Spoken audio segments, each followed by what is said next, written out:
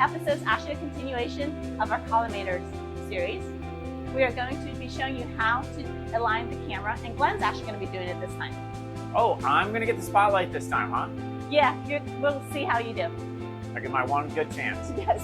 Okay, so my one big chance. I hope it works out.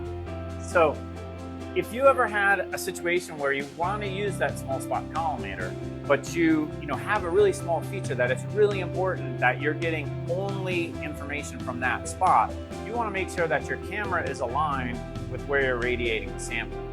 Okay, so I've loaded up my sample now, and I'm going to open up the camera, and I'm going to see where that spot is.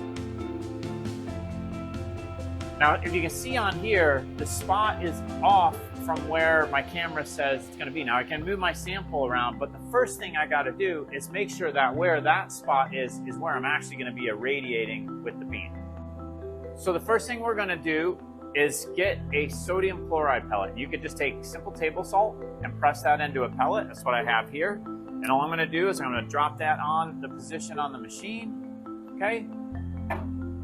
And then I'm going to run that sample with a certain power condition and no filter so that I can irradiate a little brown spot in there. You can actually see where that beam is irradiating. So as you can see, we've now irradiated that sample at 50 kV with no filter with the small spot collimator in. And you can see that our little brown spot is where we've irradiated that with the beam from the primary x-rays with that collimator in. But you can see it doesn't match up with where the red circle is. So what we need to do is adjust that red circle so it matches where the sample's actually irradiated.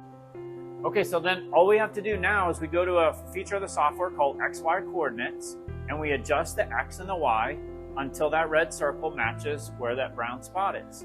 So like a game of Battleship? Exactly like a game of Battleship. And you know what, Ton? I sunk your destroyer. Okay.